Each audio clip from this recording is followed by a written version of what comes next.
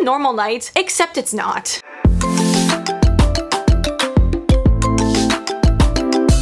Hey guys, it's Jess and welcome to my channel. Thank you so much for stopping by today and clicking on this video. If it's your first time here, be sure to head on down below and subscribe. I've been posting like twice a week, so it's been a pretty fun time. You could turn on the notification bell, all that good stuff. Also, if you're like really interested, I post a lot on my Instagram story, and my Instagram is @allthatjessyt, so feel free to check that out. Today, I wanted to sit down and for the first time ever, film a storytime video.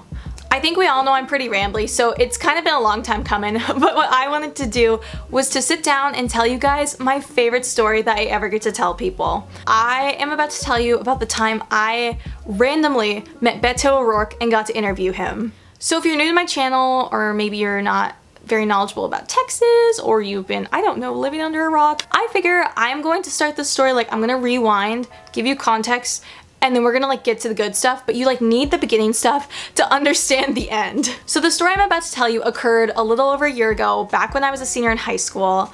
In high school, I was super involved in journalism, yearbook, broadcast, did all that. And in broadcast, I was the executive producer. So the story we're talking about today took place on a Friday night at a football game. Because I was in both yearbook and broadcast, both those programs end up like taking photos or filming. Because I was in both yearbook and broadcast, it was pretty common for me to be like on the field.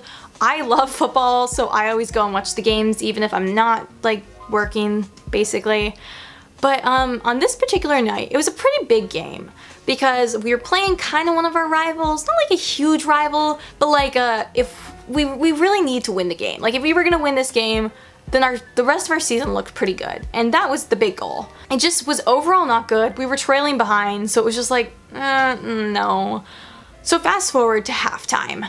I am with my crew and like no one was having it, and that's not normal. And so at this point, I get a call from my mom. So my mom calls me, and when I answer the phone, she says, hey, there's someone here you need to meet. And I'm over here kind of like, okay, but like, who is it? And so what my mom tells me is she's pretty much like, come on, hurry, like get up here, you gotta get up here now, you need to meet someone. And this is like me paraphrasing, but that's the gist of our conversation. So at this point, all I know is everything on the field is pretty sad. And like, you know what, it's halftime, whatever, I'll just go and see who it is. Maybe in me, I'm like, oh, I really hope it's one of my friends who's graduated, maybe trying to surprise me. I'm like, I don't know, I have no idea what it could be, so at this point I'm just guessing anything. But it's I'm on the field, she's back by the concession stands, and so you kind of have to walk like all the way around, go through a gate. Like it's not close, it's not far, like you're still in the stadium, but like, it's a walk. So I'm walking pretty fast.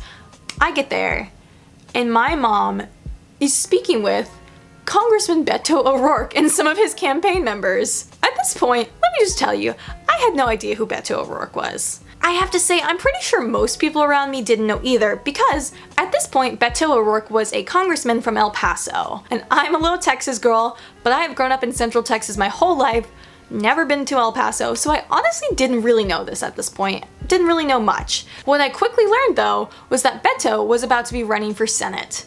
That's like a big deal, because even though different states have varying numbers of members in the House, every state has 2 members in the Senate. At this point, this was way before he was even the Democratic nominee, but there was kind of like people saying like he'll probably be the Democratic ticket, and this means he will be up against Ted Cruz, and it's like a whole thing in Texas. What my mom later told me was when she saw Beto O'Rourke going by with kind of his crew, what she immediately said to one of her friends was, hey, that guy, I bet he's a politician.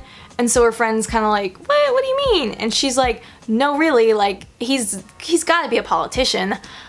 And then within a few minutes, I'm guessing it was maybe his campaign manager, someone who kind of helps manage him and helps him do his thing, starts just kind of schmoozing, talking to my mom, telling him about Beto. They're introducing each other, they're like doing a whole thing. And it turns out, my mom was right. Thanks, Mom. And the rest of the story is pretty much all thanks to my mom from here. They get into a conversation and she pretty much tells the guy who is on Beto's team, like, oh, my daughter, she is on the school's, she's the producer of the school's newscast. They do serious news stories like they actually do. We would do a 5 to 10 minute broadcast every day, so this was the kind of thing we love to do. And so she's telling him all this and he's like, oh, well, he'd be happy to do an interview right now if they could come up here with their cameras in the next few minutes. So my mom, of course, being the wonderful mom she has, calls me and tells me to get up there. But what she did not tell me was bring one of your guys with a camera, because I had no idea. So at this point, I'm up there, I'm meeting him, it's all good, except it's not because I don't have a camera. And I mentioned everything about morale being low and people kind of being checked out, because this was just like, so far before I've met Beto, this was arguably like the worst game. So I have a walkie-talkie on and I am trying to contact anyone I can to just get to me with a camera. Like, I need someone with a camera. I have my iPhone, but that's not gonna cut it. Like, I need help. So finally, people aren't texting me back, no one's answering my calls, and I just, I call my broadcast teacher and I'm like, there's this man here, his name is Beto O'Rourke, please come help me. And so he comes down. We're continuing to try and get someone with a camera up to us, because I can't like leave. Like, I'm here at this point, I'm talking to him, someone needs to like come help me. And so while this is happening, I'm pretty much having some nice small talk with Beto O'Rourke and also collaborating on helping write some questions, because like I've got to interview him like in the next like few minutes. It was really cool just getting to talk to him. Like, even before I realized the significance of this, he was so nice. He made a point of actually listening to me, asking me what I wanted to do for college, where I wanted to go. I of course told him I wanted to go to UT, that comes into play later. But it was really cool, even though I was kind of frantic and like sweating and it was awful, but it was great. So we get everything together. Finally, one of the other members of my broadcast class comes up, he has one of the good cameras and he is going to record us.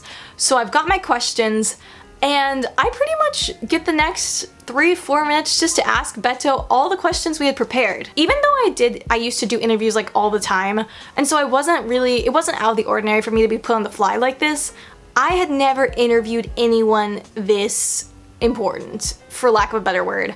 I interviewed my principal plenty of times, like I interviewed people from the district, I'd interviewed like different people, but never a real politician, never someone who's participating in the race for Senate. Like, that's crazy. I ended up asking him questions and it was really nice. Obviously he's a politician, so he answered very eloquently. Overall, this is this is definitely my favorite interview ever. I've told you this whole story, so now I am going to include a little bit of this interview just in case y'all want to actually see it. I'm here right now at the Cedar Park versus Georgetown game, and we're here with Congressman Beto O'Rourke, and we wanted to just ask you a couple questions tonight. So what made you want to go into public office in the first place? Well, I've been very lucky. I live in El Paso, Texas, born and raised there, raising my family there right now. And it's just been a wonderful opportunity to give back to the community, to the state and the country that's been so good to me. And so I'm serving in Congress now and running to represent this state in the U.S. Senate in the 2018 race against Ted Cruz. And it's a great chance to serve at a higher level for more people, including those that we're with tonight in Cedar Park at the football game. So if you were to become senator, what is your main goal? What are you looking forward to, hoping for? You know, I want to make sure that we treat everyone with the dignity and respect that they deserve as our fellow Texans, as Americans, as human beings. So things like being able to find a job, and one that pays above a living wage so that you can support your family and do better in life. Being able to afford higher education. So when you go, Jessica, to UT next year, we want to make sure that you're able to do so without taking on a ton of debt that's going to make it harder for you to get ahead in life. Being able to see a doctor or a medical provider as a human right and not as a function of luck. And then citizenship for those who have worked and improved our communities but have come from another country. The dreamers who came here at the age of 3 or 7 or 10, and this is just as much their country as it is for me or my kids. And we want to see them do well for themselves, but also because it's going to be good for Texas and for our communities. Those are some things that I want to work on and make better. So my final question for you is, I would just kind of a word to high school students. Why would you encourage high school students to get out there and vote, especially as they're turning 18? You know, the things that I listen to, think about as a candidate, the things that I'll work on as the next U.S. Senator are based in part on the interests of those who will vote in this next election. And so if young people aren't voting, the issues that they care most about, and they can be anything. It could be access to reproductive health care. It could be immigration. It could be drug control policy. It could be the cost of education, the future of work, space exploration, whatever it is. If you're not voting and if you're not sharing with me what's on your mind, then that's missing from the debate and the dialogue and the things that we get done in this country. So it's critical to be involved if you want to change the outcome. If you're cool with the way things are in this country today, if everything's all right, then don't get involved. If you want to make it better, you absolutely have to come forward. Awesome. Yeah. Thank you so much. Thanks, Jessica. Very cool to meet you.